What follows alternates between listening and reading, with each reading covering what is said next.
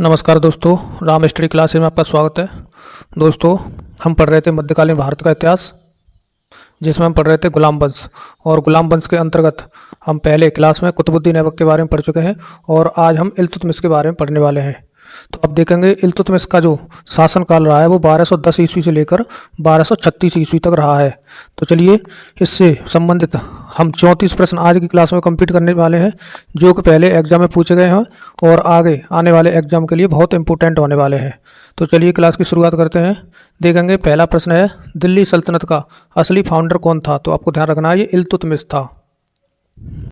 अगला प्रश्न है, आराम शाह की हत्या करके 1210 ईस्वी में इल्तुतमिश सल्तनत की गद्दी पर बैठा था। 1211 ईस्वी में ही राजधानी को लाहौर के स्थान पर यह दिल्ली स्थापित किया था। इसने अपनी राजधानी को दिल्ली बनाया था लाहौर के स्थान पर 1211 ईस्वी में। आगे देखेंगे, इल्तुतमिश कुतुबुद्दीन ऐबक का गुलाम और इलवरी तुर्क था।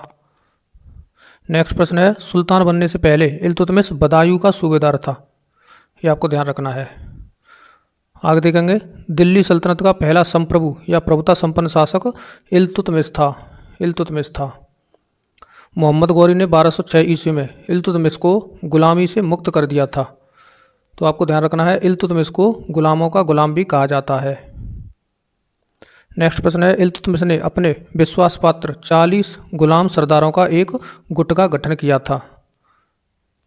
इस संगठन का नाम इसने क्या रखा था? तो इसका नाम तुर्कान-ए-चहलगानी रखा था। इल्तुतमिश ने बिहार में अपना पहला सूबेदार मलिक जानी को नियुक्त किया था। मंगोल आक्रमणकारी चंगेज खान भारत की उत्तर पश्चिमी सीमा पर इल्तुतमिश के शासनकाल में ख्वारिज़्म के भगोड़े युवराज जलालुद्दीन मंगवर्नी का पीछा करते हुए सिंधु नदी तक आया था। चंगेज खान का मूल नाम क्या था? तो इसका चंगेज खान का मूल नाम तैमूचिन था। ये आपको ध्यान रखना है। नेक्स्ट प्रश्न है, इल्तुतमिश को सुल्तान के पद की उम्मीदवारी 1229 ईस्वी में बगदाद के खलीफा से प्राप्त हुई थी। एकता व्यवस्था की शुरुआत किसने की थी? तो एकता व्यवस्था की शुरुआत इल्तुतमिश ने की थी। निजामुल मुल्क जुनैदी इल्तुतमिश का वजीर था। भारत में शुद्ध अरबी सिक्के चलाने वाला पहला सुल्तान कौन था? तो ये इल्तुतमिश था। भारत में शुद्ध अरबी सिक्के इसने चलाए थे। चांदी का टंका, जो कि आपको ध्यान रखना है, 175 ग्राम का था, और तांबे का जीतल था नामक 2 सिक्के जो प्रचलन में आए थे वो इल्तुतमिश ने इनका प्रचलन किया था। आपको ध्यान रखना है। सिक्के पर टकसाल का नाम लिखवाने की परंपरा की शुरुआत किसने की थी? इल्तुतमिश ने की थी। इल्तुतमिश की मृत्यु कब हुई थी? तो 1236 ईस्वी में इल्तुतमिश की मृत्यु हो गई थी।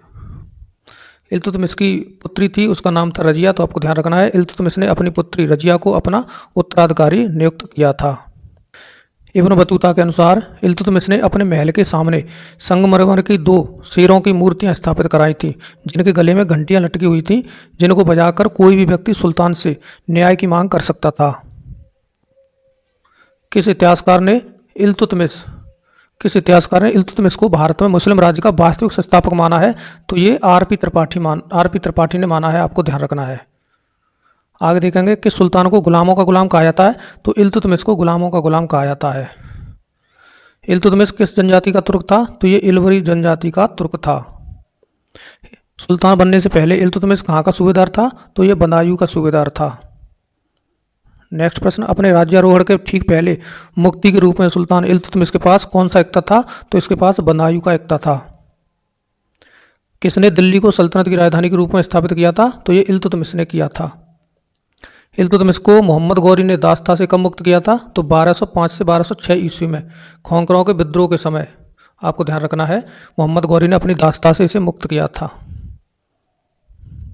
इल्तुतमिश द्वारा सत्ता ग्रहण करने का क्या आधार था? तो दिल्ली के तुर्क अमीरों एवं सैन्य अधिकारियों ने उसका चयन किया था। नेक्स्ट प्रश्न, सुल्तान रात में अपना ज़्यादातर समय प्रार्थना एवं चिंतन में निपटाता था, यानी चिंतन में बिताता था। तो वो कौन सा सुल्तान था? वो इल्तुतमिश था। निजामुद्दीन जुनैदी किसका वजीर था? तो ये इल्तुतमिश का वजीर था। इल्तुतमिश ने बिहार में अपना प्रथम सूबेदार किसे नियुक्त किया था? तो आपको ध्यान रखना है, ये मलिक जानी को नियुक्त किया था।